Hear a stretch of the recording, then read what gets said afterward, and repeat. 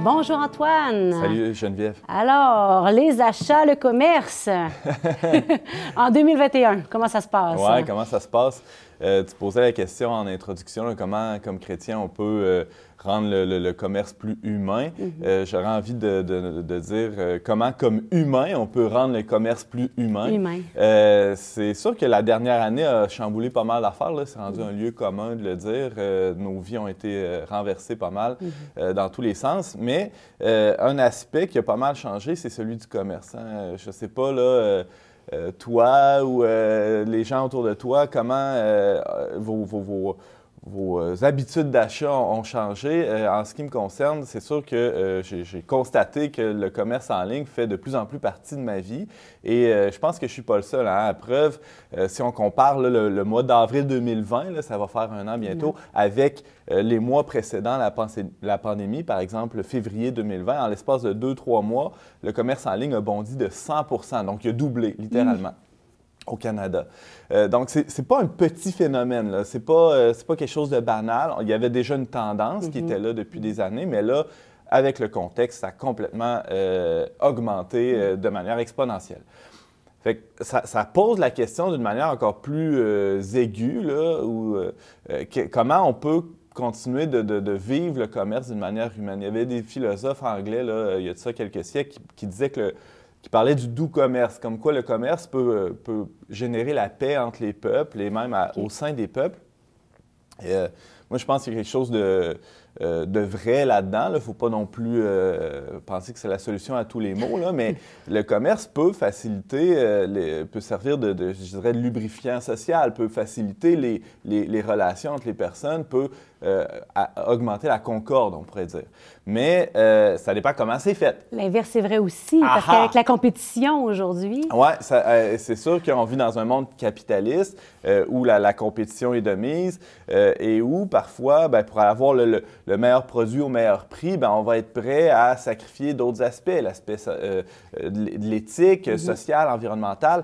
Et ça, c'est une question qu'il faut continuellement se poser. Et évidemment, comme chrétien, c'est une question qui se présente à nous d'une manière particulière parce que je pense qu'on peut le souligner là, dans la doctrine sociale de l'Église, ça dit que la personne, c'est la mesure de la dignité du travail. Qu'est-ce que ça veut dire? C'est très beau, hein? Mais c'est que la personne doit être au cœur de ces interactions-là qu'on retrouve dans le commerce. Et tu le disais en introduction, moi j'ai été marqué dans les derniers mois de voir qu'à la fois on avait un discours dans les médias un peu partout qui disait comment c'était important, on valorisait les gens qui ont été aux premières lignes, spécialement dans les épiceries, hein, qui ont continué de nous servir avec le sourire, on le voyait derrière le masque, le sourire. Et là, il y a eu une accélération du remplacement de ces personnes-là par des caisses automatiques.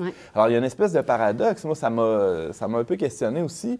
Et je me suis dit, peut-être qu'il y a quelque chose de subversif. On peut continuer peut-être à encourager le commerce qui met au cœur de l'action la relation entre des personnes. Quitte à accepter que nos produits coûtent un peu plus cher, parce qu'il y a toujours l'idée on va économiser sur les salaires si on fait ça. Quitte à accepter que les produits coûtent un peu plus cher, quitte à accepter aussi que ça soit un peu plus long. Hein, d'attendre dans la file. D'attendre dans la file, que plutôt que... on aime tous ça, commander quelque chose en ligne sur notre divan. Moi, je pense que...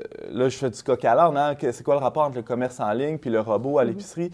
Je pense que le commerce sans relation humaine, c'est un peu la même chose que le fast-food. On a l'impression que ça répond à un besoin, mais après quelques minutes, on en veut encore plus.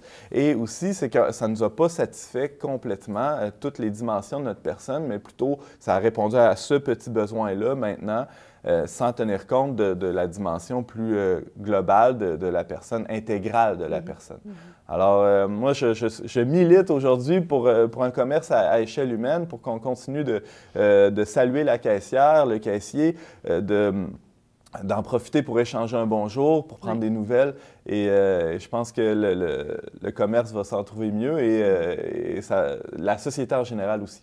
C'est beau parce qu'on parle de plus en plus de commerce de proximité, commerce local. Ouais. Et en même temps, il y a à l'opposé le commerce en ligne qui est complètement dépersonnalisé.